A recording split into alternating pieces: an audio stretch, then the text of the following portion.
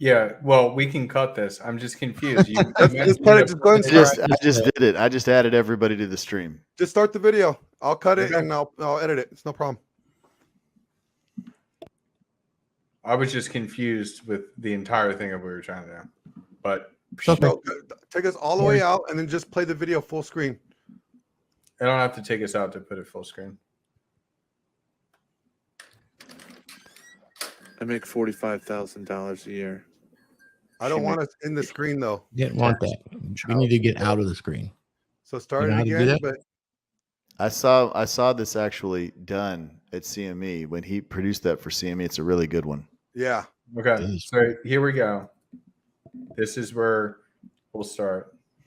That's not full screen. I understand that. There we go. But now it is, correct? Yep. Let's go.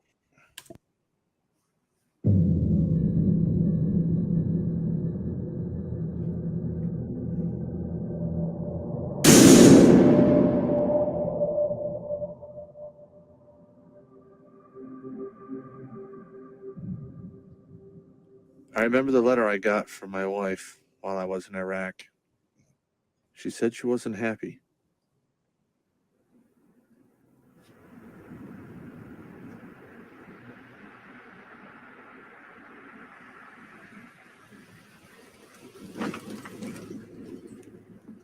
Others came home to a hero's welcome.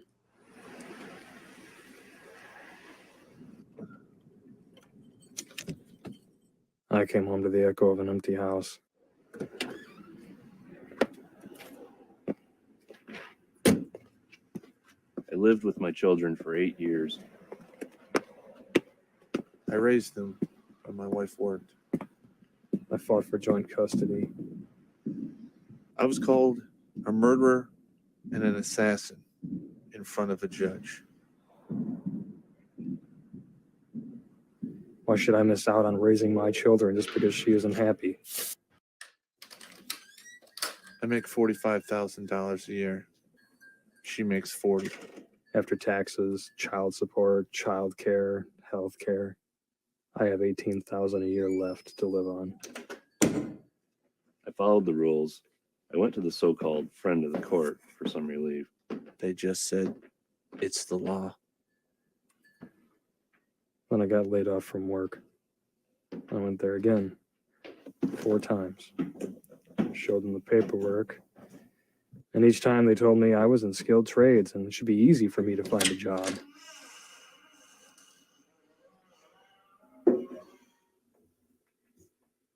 I guess they don't live in the real world. I had to pay the child support with my 401k. 10 years I saved for my retirement. She got half, and the rest got spent to keep me out of jail. Then the money ran out.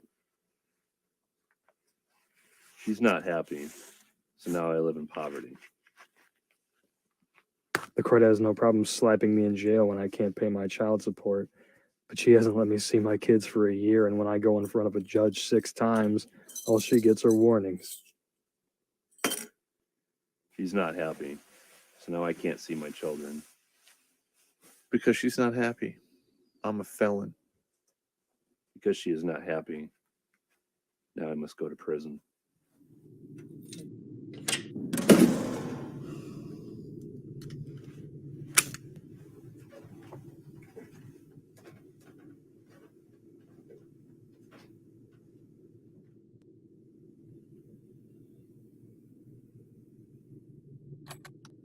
I got called up to go to war for my country.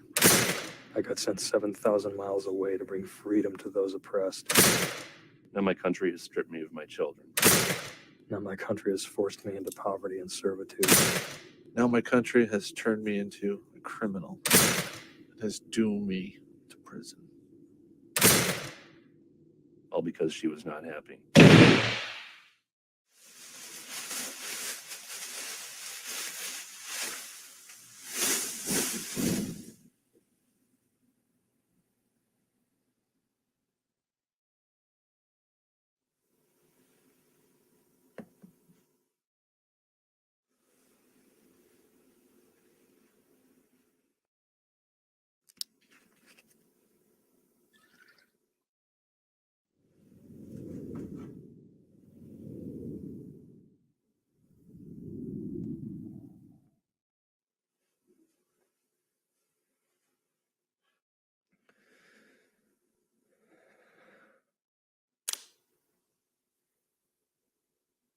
I don't deserve this.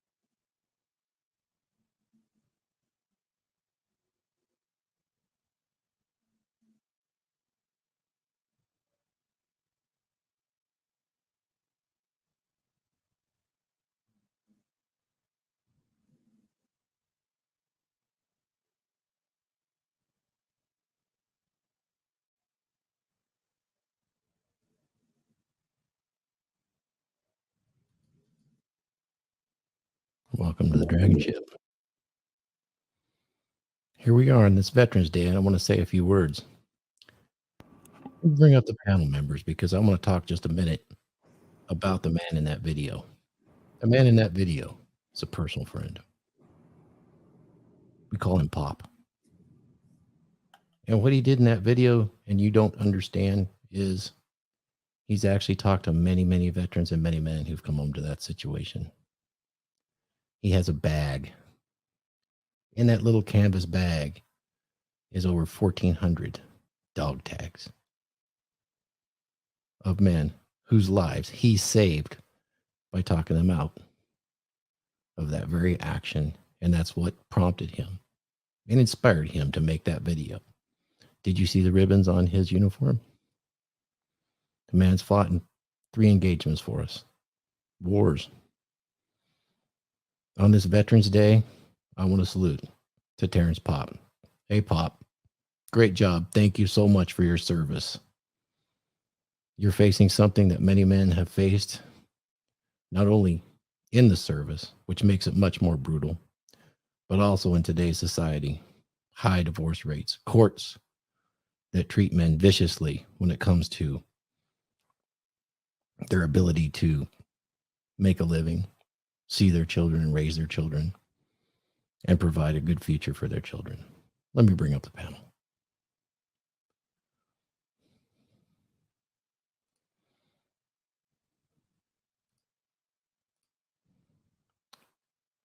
Hey guys, how you doing? Doing well. Doing well. Welcome to the man, Dragon I'm Ship gonna- on this I'm gonna Veterans add- Day. I'm adding Mark in here too. Mark, What's up, fellas? excellent. What's going on? It's a very powerful video, wasn't it? Yeah. All right. Well, let me start off. Wow. Thank you guys for tuning in to this Veterans Day special. I myself, Glenn Lawrence, is a veteran, Air Force veteran. So this hit home for me. I also been divorced, and I've lived a lot of those struggles. And see, what's sad is in a nation that has so much freedom, dependent upon the sacrifices of men, we fail to hear their cry when it's their hour of need. When we need to be defended, they're there. But when it comes to their need, it seems like they're alone. They're battling a lot of things alone when they come home. Whether it's PTSD, whether it's an injury, losing a limb, or whether it's getting a Dear John letter saying that you're no longer wanted at home and you're being replaced. We ask so much of our servicemen and women, and especially our combat men. But for some reason, we don't hear their cry or assist them when they need help. Now, this is not just, only military men experience this. No, there's countless men around the world that are dealing with these same issues in the court system, trying to see their kids, paying ridiculous amount of money for child support and alimony just because the wife lost interest and moved on. And now he has to suffer and lose everything because she made a change of heart. This is the cry that many men face. And it's sad that men around the world, including our servicemen, it's something that they have to deal with. That this is something that this is a reality to them. For the month of November, we've been doing specials about men's health. We have done a special about fitness and how to maintain a healthy fitness life so you can be successful and live long and healthy. Today, we're talking about, especially for the veterans, mental health. And we want to acknowledge the struggles that our servicemen have faced. So with that, I would like to bring up the rest of the panel and have them share their stories and experiences that they have had, or the family members that they know that they have had in their life, and pay homage and respect. And maybe we could figure out a way to how we, as a community of men, could find ways to support our men and women, or especially our servicemen, while they're overseas, while they're doing the good fight, keeping us safe. Thank you guys for joining me tonight. I know this is not a regular stream, but thank you for taking your time for being here. I think it's really important, and I'm very honored to have you guys all on. So, gentlemen, how did that video, come across to you guys? Well, I could tell you this. It's very personal to me. I watched Terrence Pop personally give this presentation, and that's the man that's in the video. So I'm very impressed by him. I spent some time a few days with him. He's a good man, and he highlights the issues with a lot of what our veterans face. And I want to encourage our veterans, anybody that's watching this, first of all, I want to thank you, but also, like you, Glenn, thank you for your service. It's unfortunate that you had to, come back to this. It did, at least there's always a bit of a silver lining, especially with the men that Terrence has saved. I believe over 1,400 now that's gone through that experience, just like you, Glenn, in that they are now red pill aware. And there's hope in becoming red pill aware. I wish our servicemen could have left red pill aware. But war is a heavy thing. You go through boot camp, your life is upside down. And in some ways, to go and get married as fast as possible right there in boot camp, it's kind of an anchor back to that society that you're leaving behind to go to hell, essentially. When I say go to hell, that's what war is. You're going to hell. And, you want to have that lifeline back to reality. And it's so much more crushing when you get that Dear John letter. Hell, there was a movie made about this back in the 50s. It was called To Hell and Back. It wasn't about the divorce, but it was about our most decorated veteran that America has, and that's Audie Murphy. He came out of World War II with scores of medals. He didn't think he was a hero. He just did what he had to do. But that man, he faced what we would call PTSD today. His first marriage that he took right out of combat only lasted 2 years. Then he married a woman that lasted the rest of his life. And, she stood by his side, even though he had some issues. They called him a womanizer, all kinds of things like that. Unfortunately, he died in a plane crash. But his legacy lived on with her, and she worked at a veterans hospital here in California. You guys aware of that? Right up until her death. And she was interviewed, and she said, he was her hero right up to the day she died. That's pretty impressive, one of our strong American heroes. Happy Veterans Day. We honored him to this day. So I just wanted to say that and realize that veterans are facing a tough time, and then to come back and have that anchor to reality yanked away from them, and then the courts not even give them a fair shake. Terrence went through quite a bit of hell because all it takes is one accusation of domestic violence anywhere in this nation, and you're driven to a court, a family court, which is not a court of where you're innocent until proven guilty. No, it is not. It is not that court. It's a court of equity, which means if the accusation is made, the court must determine, must actually accept that as if it exists in truth and protect those children. So you are essentially guilty until you can prove innocence. So that's how they made him basically a criminal. So be aware of that. That's a rough thing for a lot of veterans to face. Maybe I said too much, but wanted to get that out there. No, Thor, that was great. And thank you for that, because I don't think a lot of people understood who he was and, you know, what he has gone through, what drove him to actually make this video. You know, Phil, I think you mentioned earlier that your dad was in the military as well, right? Yes, sir, he was. My father, he flew F-4 Phantoms in Vietnam. He was a colonel in the Air Force. You know, I traveled the world with him. He was pretty much the most alpha dude I'd ever seen in my life. I mean, and so yeah, he's a veteran. So happy Veterans Day to you, Dad. Glad you're still walking this planet. You know, and that's the thing is, you know, he had the ability to, you know, escape a lot of the traumas that a lot of the guys on the ground, you know, obviously have experienced. And he was always, you know, one of the guys, I guess, I mean, I've never been in the military, so I don't know, but I will tell you this from some of the things I've said, you know, it was like, you know, like close air support and things like that, and keeping those guys on the ground safe as much as possible.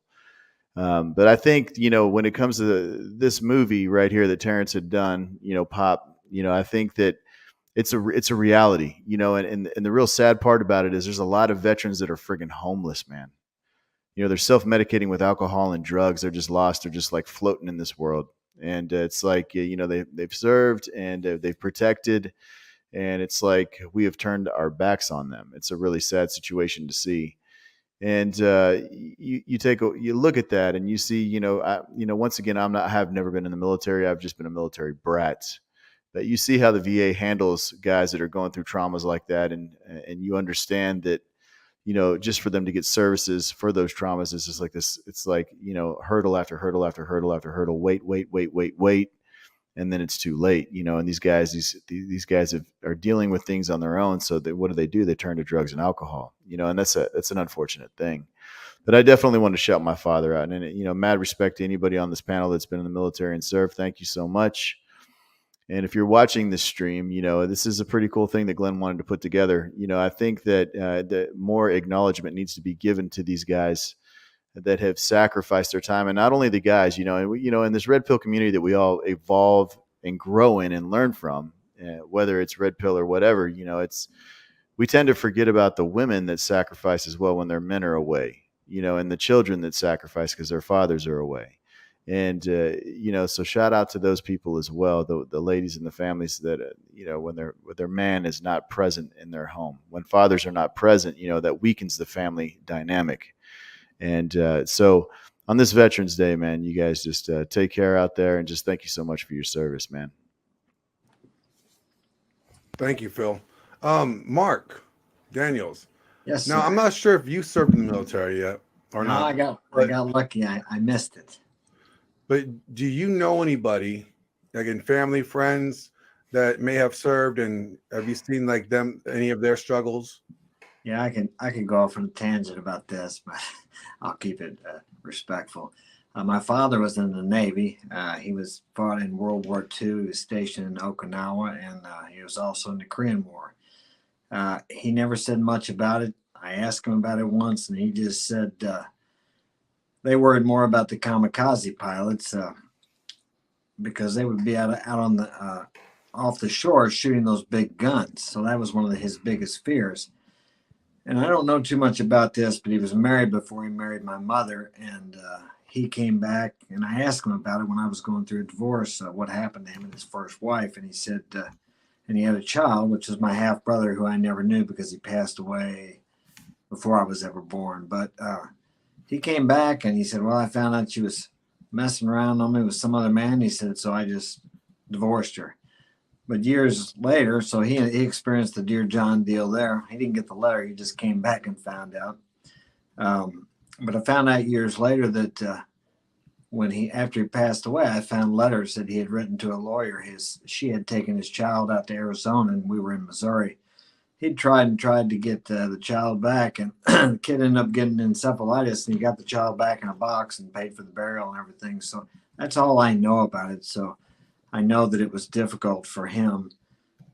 In my personal experience, I was concerned about being drafted for the Vietnam War, which was one of the first times wars were ever publicized, or let's say brought into the living room in the homes of people back here. And the Vietnam veterans, I had two good friends that came back from Vietnam. They were older than I didn't know them until they came back. And they both self-medicated with drugs and alcohol. And that was a time in my life. I was about 15 to 20. I did a lot of heavy drinking and drugs. So I hung around with those guys. They didn't speak much about it either. One of my friends did. He was a sergeant. He talked about being in the jungle and some of the things that happened over there. And one of the reasons the Vietnam veterans, at least I believe, and I've read about from my experience, they got ostracized and treated badly because, as I said, for the first time, the war was actually brought into the living rooms of families here back in the U.S. There have always been innocent men, women, and children killed in wars. It's going on today. It's been going on the last 10 forever.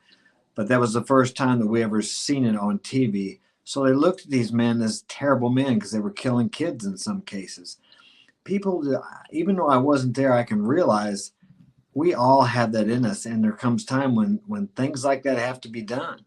When you have a child walking up with a machine gun or a hand grenade, you have to do what you have to do. And instead of trying to have compassion for our soldiers, we actually treated them like animals, like there was something wrong with them. But as I said, these things have gone on in war for thousands of years and still go on today. Maybe it's somebody in the government that pushes a button or makes a decision. And I know I heard those drones, when they used the drones, many times innocent people were killed during those times. I think more oftentimes than they actually got the people they were trying to kill. So that was a tough thing for the Vietnam veterans, as well as the stress of war as it is anyway. In World War II, everybody came back as a hero. I knew a lot of World War II veterans when I was growing up. It was different, but it's where the Vietnam veterans didn't. They really got treated badly. They did not get the adoration. Yeah, they were the first. They were the first war military guys that went to war. Troops that went to war that did not get a welcome parade.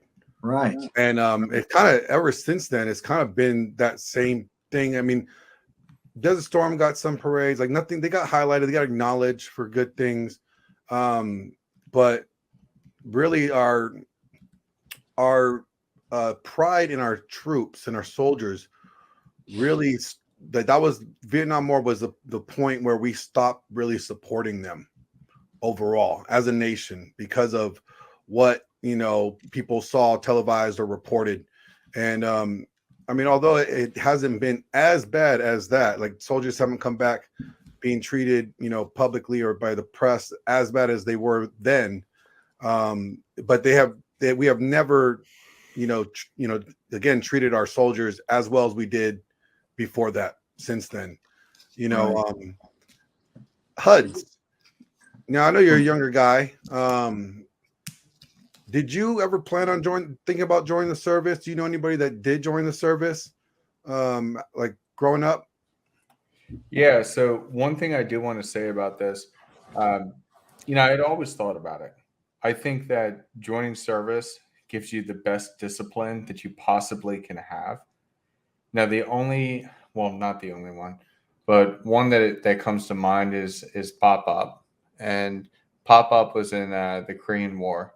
And, I remember, and we go see his grave every single year, just kind of as like a tribute. But I remember at his funeral, I was only in like 6th grade, but I remember at his funeral, like I still have, and I hold on to empty shell casings that they have when they were shooting off at the end of it all. And I've known some people as well. One of the guys that I've worked with before, like he does, I don't remember exactly which branch he's in, but he works the same way. And he had to cancel on me a couple times for, doing some things together because somebody had committed suicide. And that really hit me hard, especially with this video from Terrence Pop. Like, this is absolutely fantastic because it shows the mental anguish that you go through when you're in war. And then how are we taking care of them? We're not. We just, as a society, it's kind of like a blind eye. If I can't see it, it doesn't exist. And that's what really irks me about the whole thing. And yeah, I don't know. I've got a lot of small things, a lot of small stories, but I'm just really happy that we can at least talk about it because nobody ever really talks about it. They just don't care. Again, blind eye. If I can't see it, it doesn't exist. And that's the biggest issue that I think we have right now when it comes to veterans.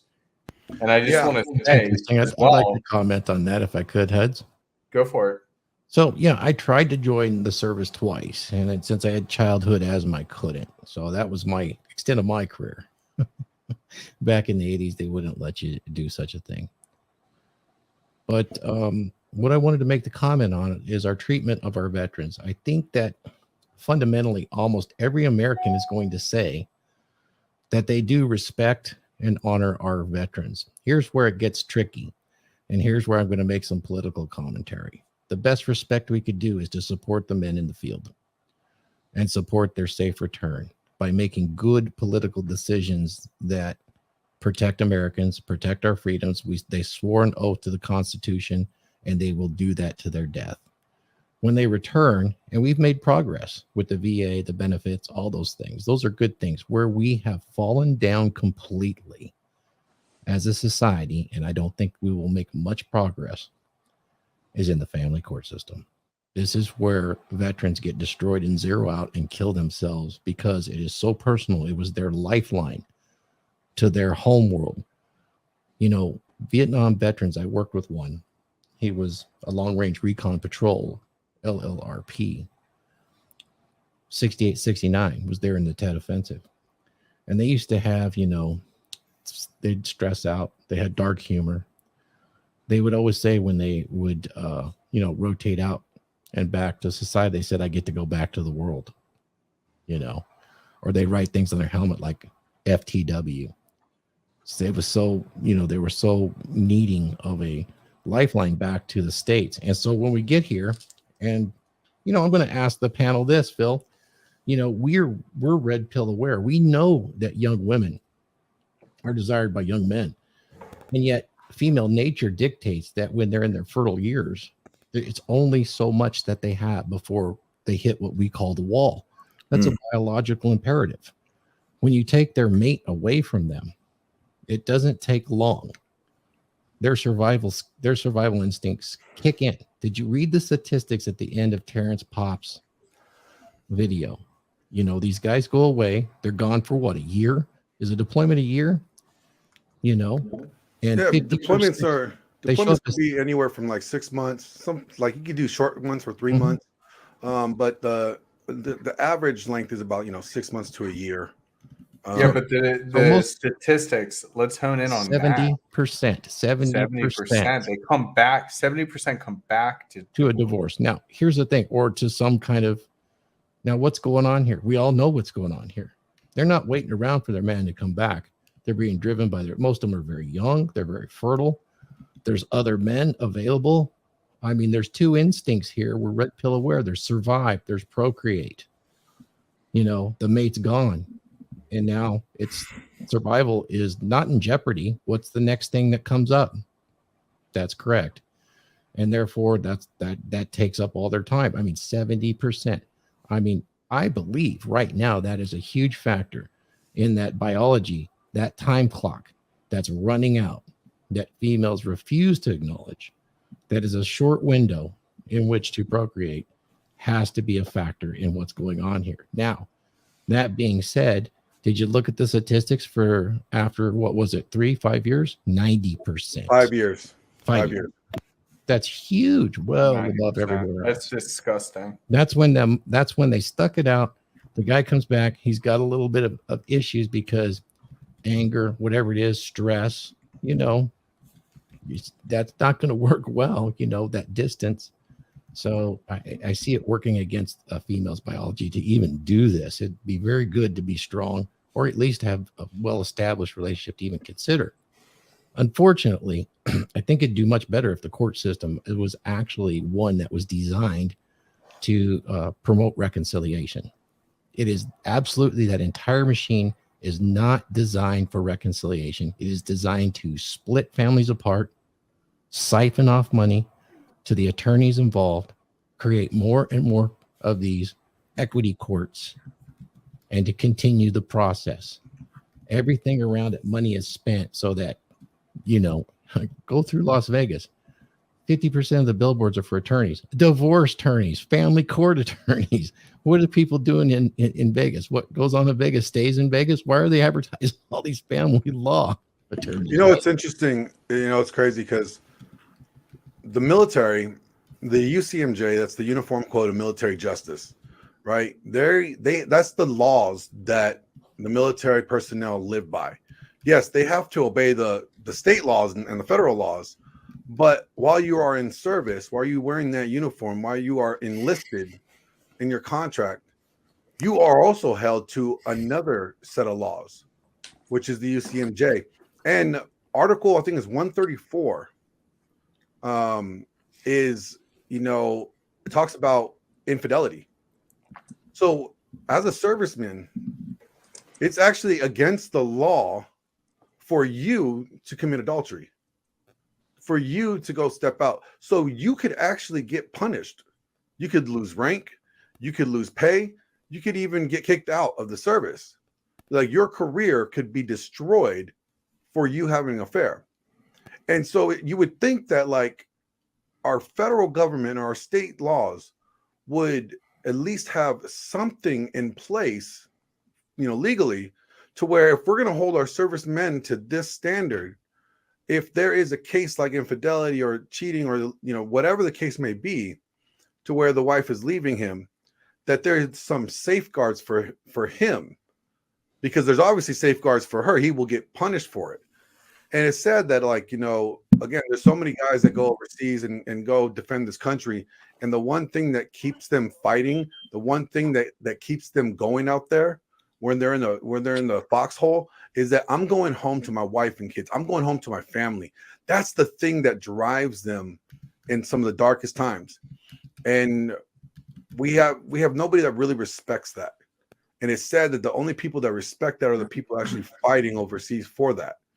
And it's not just military men that face this. Trust me. Like, there's hundreds and thousands of men that have never been overseas, never served a day in this, for the military, that are facing the problems that the family court system has, plagued on men. And I find that really disgusting that, who makes the laws? Who has written these laws? Men. That's the sad thing. A lot of these laws that are biting and attacking and ruining men's lives were created by men. And there needs to be an uproar and a rise for men to actually speak up. And we have all kinds of, groups. You have the MRA, you have all these different, small packs of, men's rights groups and, people, protesting or talking about it. But there's not enough action. And, if we really want to honor our troops, and we really want to honor our veterans, we should really take the time to figure out how we could actually take our words and make them into actions. The great thing about the Red Pill community, that it is a place for guys to recover. It is a place for guys to be able to find help for these problems. And it's sad that this is the only place that these guys can find, real advice and assistance and help to get through these tough times when they get home and their family's gone or their wife leaves them. It's a real tough time. It's really hard to see that this is the only place to do it, but I'm grateful that it's here, because although I wasn't in the service when I was divorced, I knew the alienation that I felt. And although I got injured when I was in the service, so I understand like how hard it is to adapt and to overcome some of the trauma and the things that you have experienced relating to the service that you can't share with anybody else. Most people don't understand what it's like to be a soldier or an airman or a Right. seaman in battle or in war scenarios and having to come back. Not a lot of people could relate. You could watch Private Ryan, or you could watch, Lone Survivor, but that's only give you a glimpse of really what takes place in these guys' lives. And, overall, we could do something, and we're doing it now by making it aware. We're talking about it, but we really could do more. And whatever that more is, we got to figure it out as a collective group of men. And those are watching, men in the red pill space. We should really push to try to get this information out there to our men and women, or especially our servicemen overseas that might be going through something. Because as much as, I could say, like, finding this place really saved my life. Like, I was one of those guys. I was a guy that was ready to put the gun to my head and do it itself after everything. And it was this space that really brought me back. And we could do that for our servicemen and women too, if we get this information now. And we need to really be spreading this stuff out. Because look, what happens when our nation loses all its soldiers? What happens when our nation doesn't have any more heroes to go fight for us? We'll be overtaken. Well, now wait a second. Let's not get so south, and let's bring a little bit of humor in here. We got lots of men that are women that'll be there, and women that'll be men. Well, I mean, you know what? But there's a few that I know that men would that are probably kick women, some serious ass that could probably do it. men that are women, Yeah, or women that are men. I know a few transgenders, like dudes that are converted to females that are football players. Yeah. Well, how did Kid they? you not? That's great. could You knock started people out out. with the equipment, right? Hey, No, but I think what you're saying, Glenn, is a really, really great point, because, like, God, we need to care more. Let Like, me what make the hell? let me make a comment on caring, guys. It's happening. So what Glenn brings up is good. Glenn found this. Why did he? You guys ever try to red pill friends? Oh, it's impossible. I've tried and I've doesn't failed. work. It doesn't work. Here's the biggest success that's out there right now. It cannot be denied. And the red pill is a jagged pill. It's a harsh truth, because one of the big truths in there, they're going to look at Terrence Popp, they're going to look at everybody else and say, listen, sorry for what you went through, but guess what? You don't deserve shit. Nobody deserves shit. Nobody's coming to rescue you. Straighten your ass up. Rub the dust off of you. Take a deep breath. Rearm, refit, get back in action. That's the No, red you're pill. right. That's exactly what I tell people to do now. Yep. And Andrew Tate, his biggest audience, his fighting age men in the military. So hats off, Andrew. That's the way we reach them. And that's how you do it. It's pretty amazing. And it's just not fighting men here in the West. It's all over the world. And that's where you do it. And as far as the laws are concerned, you guys hear the Duluth model of domestic violence and family court equity that took place in the 80s? It happened right after our wonderful Ronald Reagan enacted into law. Well, he encouraged it, the no-fault divorce in the 70s when he was governor in California. So that's why you have this now. It's we're living in a post-marriage world. So guys will start to become aware of this. And Oh yeah. And you know what the sad thing is that, and this is really sad, is that the way that the media spins this is the worst thing, if you ask me. It's, oh, he has mental health issues. Yeah. Everything that a guy does, if that decides to take his life, it's automatically assumed that he has mental health issues. And you know what? I'm not going to deny that at that moment he is struggling with some mental health issues. Absolutely. Okay, his world has just been ripped right out of his heart. Yep. Everything that he thought was solid. The thing is, like, when these guys come back after fighting and they're serving their country, the one thing that they thought that they knew was for sure was at home. Oh, of And then course. when that is destroyed from them, because they are very romantic themselves, a lot of these guys fall for the, the Disney-esque, happy wife, happy life. I'm a hero. I'm a soldier. I'm the knight, right? I'm the hero. I defend people. Nobody's gonna want to, just leave me. I'm good. I'm good. I'm what everybody wants. And when they realize that story is not true, and that reality is a total lie, and the world comes down on them, it's so hard for these guys to really get out of that, because they're already struggling with a lot of things. And when we label it all mental health, and we don't talk about all the contributing factors that could be affecting that individual's mental health, and I'm not just talking about his time in service or what he has witnessed overseas, but also a contributing factor that does play a lot into these guys' mental health is the family life, and how the relationship is with their spouse and their family. And nobody wants to point the finger at women behavior at times. Nobody wants to highlight that It's interesting, women Glenn, and behavior plays a role. I don't mean to cut you off, but it's interesting how we protect the woman in today's society. So like you'll get alimony or get child support or anything like that, but we have nothing in place to protect these men who go overseas and then come back, and they come back to oh, I'm not happy anymore. Yes. Yeah. I want to ask Glenn.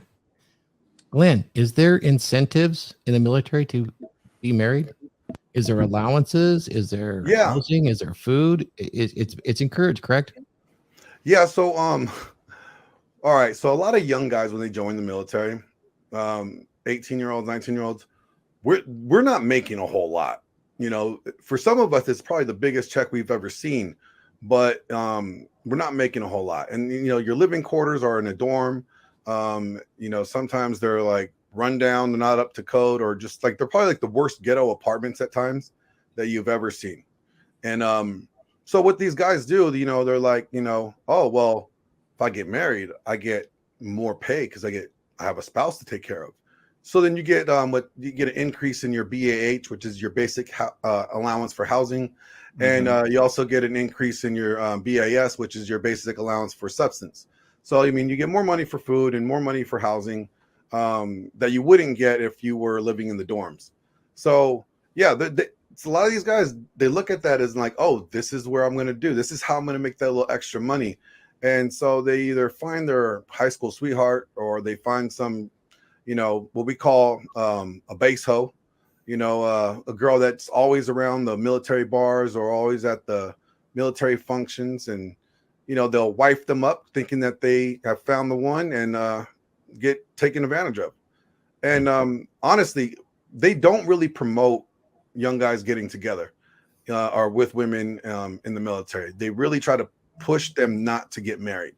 And I remember having a few conversations with my senior enlisted people that were always coaching, like, hey, don't get married. Don't get married. It's not worth it. I had one master sergeant who was married 3 times. And he told us that, like, it was like the biggest like pause for everybody. He told us all the different stories from those 3 different wives and why he would never marry again as long as he's wearing a uniform. And it's crazy because he's literally been through it all. And luckily for him, he was, strong enough to deal with it. I think after the first 2 times, he probably learned like, oh, this is how it goes. But yeah, it's not encouraged, but they do, there is an incentive to get married if you're looking for the money aspect. That's what I think is so crazy, is that they provide these benefits for you to get married, but then the benefits of the divorce goes to the other side. So it's like, why are we doing this? Yeah, and again, like this is how it is. And we can't cry about it because we're not able to do anything physically to change anything right now.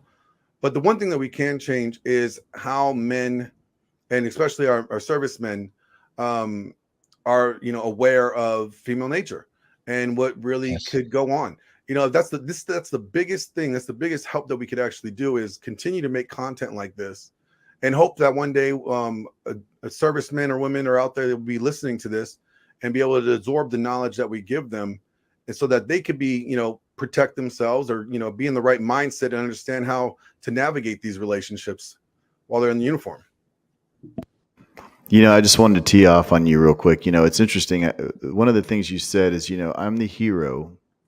You know, I'm the savior, right? And so that goes right along with the whole like Disney fantasy fairy tale wedding and all that stuff, right? It's this whole thing, the whole machine, right? I think that it's important for men to understand women 100%. Now, if you are in the military and you're watching this or you're thinking about signing up and you're a young guy, you're like 18, you're about to graduate high school and you come across our stuff, here, listen to me. Don't get married and get deployed. Don't do it. Because guys like dudes on this panel will be banging your girl. There it is. There's the hard friggin' truths, right? That's the hard truth. Glenn's laughing, but it's true, man. Yep.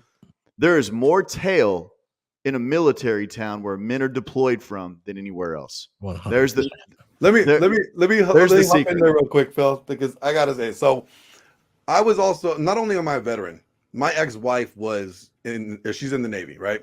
And so when deployment would happen, now mind you, I was working and taking care of my kids, so I would see all these guys leave.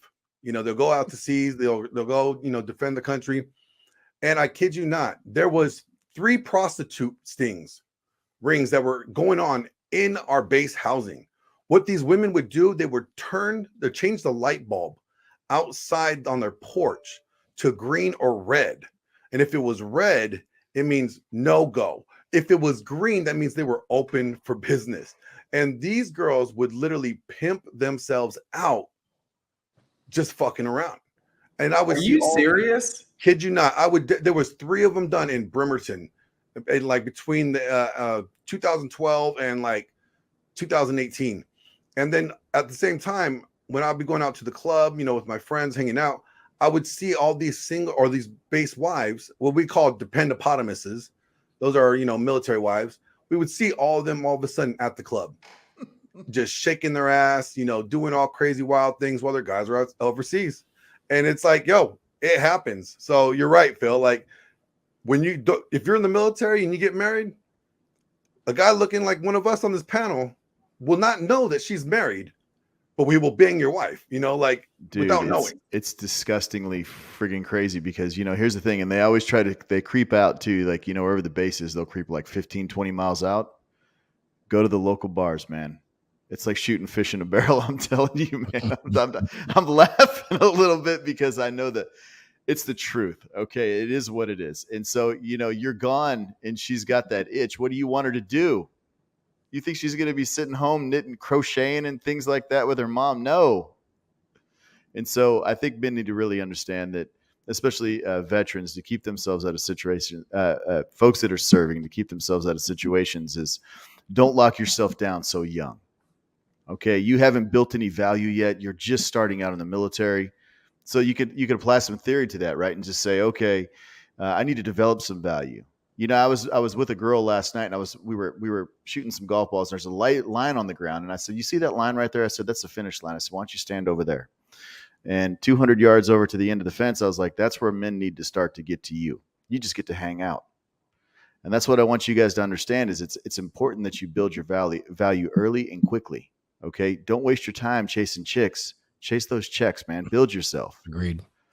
That's where and I'm speaking from experience right here. That's where I messed up. I didn't chase the checks early enough. I chased the chicks. And so the more learn from me. It's funny because like a young guy that goes in at 18 years old, by the time he gets out, he'll be right around his peak at 38. I mean, at 38, he's still young enough. He could have all the booty that he wants. All right. Like he's at his peak in, the SMV at the time. So, and same thing. When I was in, I wish I would have just, chased the check and, did that. But I was young, dumb, and full of cum. And well, not at the end of it because I always end up busting. Never mind. But I didn't have much come afterwards. Let's just say that. But no, seriously, like too many of us are too busy chasing tail. And the best thing that we could tell our young servicemen that are going in, like, look, go out there, serve this country. We're proud of you. Don't get married. Don't get married until you don't have to go anywhere for work. Yeah. So Glenn, would that make us tail gunners then? Yes. If we chase the tail, Yes. is that the military term? Tail gunners? I haven't heard it in the military, but we can use it there. Yeah. Sounds good to me.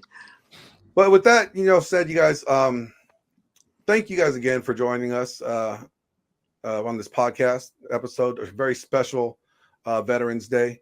We may joke around about some of the stuff in here, but it's serious. We do really care about our men and women overseas and defend this country. And we really do care about the men that, come home to after facing life and death situations, coming home to an empty home and their world being torn apart. So our heart does go out to them. We really do wish these guys do get service or get help. The best thing that we could do is continue to make the content that we make, guys. We all do great at it. We're all, bringing out information and experiences and sharing that with the world. So, the guys on this panel, let's continue to do that, because maybe one day that somebody would be watching this or, coming across this stuff and be running into you and be like, hey, are you that guy in that podcast? Dude, I want to tell you something. I've been listening to you and you saved my life, and that may or may not ever happen. But if it does, you would know that you just saved that one veteran's life. And that's one way we could do it here. We could do our best doing that. So Thor, please take it away. Do your thing. Glenn, Captain. thanks, man. You really add a great deal here. And thanks for the suggestion to do this. It's an honor to have you on the panel. Thank you for your service, man. You're a solid Drakkar here on the Dragon Ship. Thank you, guys. Happy Veterans Day. Go enjoy your families and know that us Americans do support you. Thank I'll you. send us out.